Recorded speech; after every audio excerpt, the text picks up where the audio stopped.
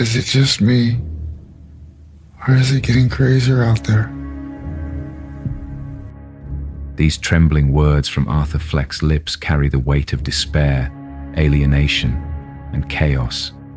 This moment is not just about a man painting his face, it's about a soul unraveling under the pressure of a world that refuses to see him. But what if this chaos isn't the enemy? What if it's the forge of strength? Here's where Arthur's story and Nietzsche's philosophy collide. Nietzsche, the philosopher of chaos, strength, and the will to power, believed that life's meaning isn't handed to us. No, we must create it ourselves, often through struggle. Today, we're diving deep into what Joker and Nietzsche teach us about surviving chaos and thriving in it.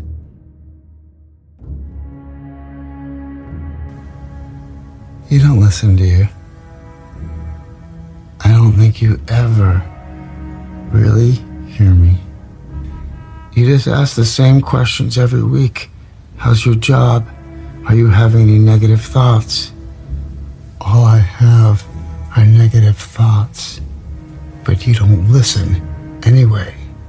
I said, for my whole life, I didn't know if I even really existed. But I do. When Nietzsche proclaimed, "God is dead," he wasn't celebrating atheism. No, it was a warning, a stark realization that humanity's traditional values and moral frameworks had collapsed. Without these guiding principles, we're left in a void, a chaotic abyss where meaning seems to vanish. It's terrifying, isn't it? To stare into the abyss and feel it staring back at you, to feel as though the world has no solid ground beneath your feet. Arthur's world in Joker mirrors this perfectly. The systems meant to support him, healthcare, family, society, are failing. His sense of identity, crumbling. The result? Chaos. But Nietzsche saw this void not only as a danger, but as an opportunity. Without the constraints of old values, humanity could create new ones, new meanings, new strength. Take a moment to consider Arthur's spiral, his job as a clown, his attempts at comedy, his interactions with his mother. All these efforts are weighed down by a society that ignores him, dismisses him, even mocks him. This mirrors what Nietzsche feared, a society in moral freefall, where people cling to outdated structures that no longer provide meaning. And yet, Nietzsche's philosophy doesn't leave us hopeless. He challenges us. He says, the old gods are gone, yes, but this is your chance to become the creator of your own values. But what happens when someone like Arthur can't find the tools to do that? When chaos is all he knows? That's the tragedy we see unfold in Joker. In Nietzsche's view, the death of old values isn't just an end, it's a beginning, a blank slate waiting for us to write something new. But this requires immense strength, courage, and a refusal to succumb to despair. Arthur, unfortunately, represents what happens when someone faces the abyss and falls into it, rather than rising above it. Nietzsche's challenge to us is clear. Will you rise, or will you let chaos drag you under?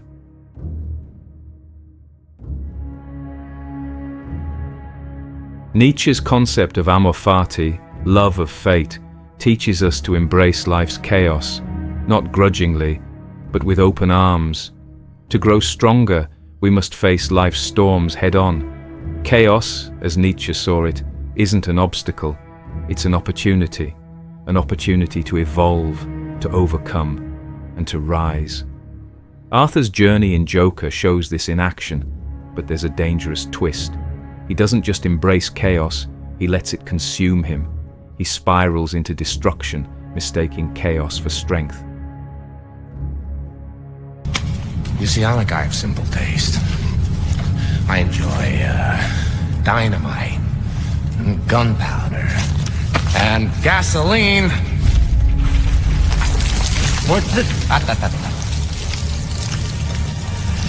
And you know the thing that they have in common? They're cheap. I said you were a man of your word.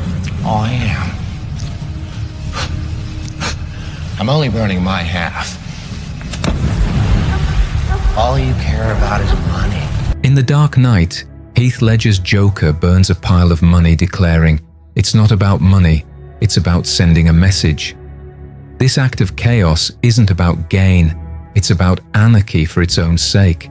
It's a sharp contrast to Nietzsche's vision of using chaos as a tool for creation. That haunting dance in Joker, the chilling laughter in The Dark Knight, they're not celebrations of strength, they're warnings. Warnings of what happens when chaos is misused, when it isn't tempered by purpose. Nietzsche would say, "No, you can do more, you can be more." Chaos isn't meant to destroy you, it's meant to forge you into something greater. Joaquin Phoenix's Arthur Fleck walks down a street in his full Joker costume for the first time, the camera capturing his transformation. It's a moment of empowerment, but it's also a surrender. He's no longer Arthur, he's become the Joker. In each iteration of the Joker's story, we see this pattern: chaos embraced, but not mastered. The Joker thrives in disorder, but it's a hollow triumph. True strength, Nietzsche would argue, comes not from indulging chaos, but from transcending it, from creating a new order, a new meaning in its wake. In Joker, 2019, Arthur stands in front of the mirror, practicing his smile. The reflection shows a man trying to hold on to a shred of identity, even as chaos tears it away. It's a reflection of Nietzsche's abyss, a mirror of despair that threatens to swallow anyone who stares too long. And this is the crux of Nietzsche's lesson. Chaos is inevitable, but surrendering to it leads to destruction. Arthur's story warns us, when chaos is met with despair, it consumes, but when met with resilience, it creates strength.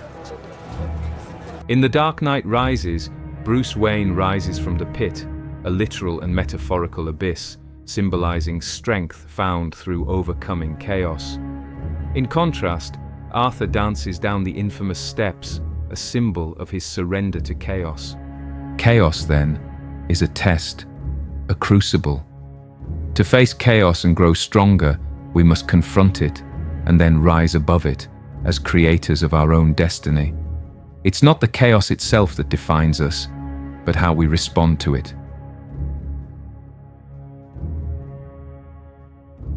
There are riots out there.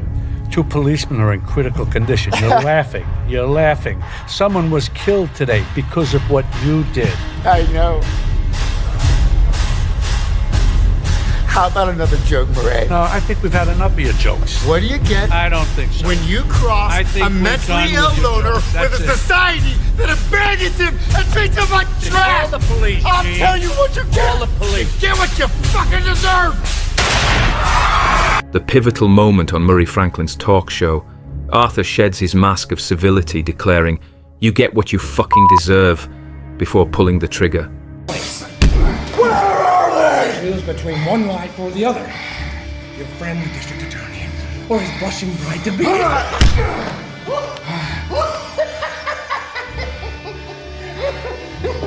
You have nothing to threaten me with. Nothing to do with all your strength. In The Dark Knight, the Joker speaks directly to Batman in the interrogation room, declaring, "You have nothing to threaten me with, nothing to do with all your strength." His voice is almost mocking, showing a man who revels in the absence of morality, but at what cost? Nietzsche's Übermensch, the overman, isn't just a person who overcomes challenges. No, it's someone who transcends human limitations, someone who creates new values to affirm life. But Arthur's transformation into the Joker is fueled by resentment, not transcendence. He becomes a vessel of chaos, not a master of it. Resentment fuels his choices, leaving no room for creation, only destruction. That moment on the talk show, shocking, isn't it? Arthur isn't rising above his pain, he's amplifying it. The Joker becomes a symbol of chaos, but it's a directionless chaos, one born from nihilism, not purpose. Nietzsche believed that true strength lies in the ability to rise above despair, and turn chaos into something meaningful. Arthur fails this test. Some men aren't looking for anything logical, like money. They can't be bought, bullied, reasoned, or negotiated with. Some men just want to watch the world burn. Nietzsche's Übermensch would look at these jokers and say, "You're so close, but you've missed the point."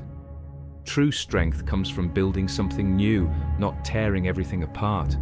The Übermensch isn't just strong, they're creative, visionary, and life-affirming. Arthur dances down the steps, a moment of pure chaos unleashed. The dance, though iconic, symbolizes surrender rather than strength.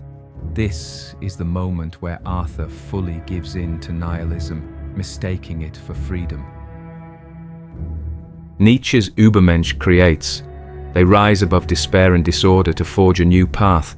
But the jokers we see, they mistake chaos for liberation, destruction for creation, and that is their greatest flaw. Chaos without purpose is just noise.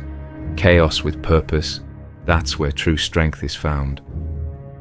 In The Dark Knight Rises, Bruce Wayne repairs Gotham and offers hope to its citizens, showing how purpose can bring order to chaos. The lesson here: chaos is inevitable, but how we respond defines whether we are consumed by it or rise above it. The Übermensch isn't just about surviving chaos, it's about transforming it into something meaningful, something better. Arthur stands on the police car, surrounded by rioters. While this moment symbolizes his triumph, it also reflects the danger of chaos left unchecked. The mob's rage is directionless, much like Arthur's. Chaos isn't just a cinematic theme, it's our reality. Economic inequality, social alienation, the constant barrage of bad news. Doesn't it sometimes feel like we're living in Gotham City? The pressures of modern life often leave us feeling helpless, lost in a storm of uncertainty. But what if Nietzsche's ideas could guide us? Nietzsche believed we don't have to let chaos defeat us. Instead, we can find strength in it. Chaos, he argued, is the crucible in which we forge our identity. It's where we learn who we truly are. Arthur's slow walk through the chaos in Gotham becomes a visual representation of someone consumed by disorder. Meanwhile, in The Dark Knight, Batman stands as a figure attempting to bring purpose to a chaotic city, showing how individuals can confront chaos head-on. When faced with societal alienation, we can choose connection. When overwhelmed by negativity, we can create beauty. It's not easy, but as Nietzsche said, one must still have chaos in oneself to give birth to a dancing star. Chaos isn't the end, it's the beginning of transformation. Introduce a little anarchy.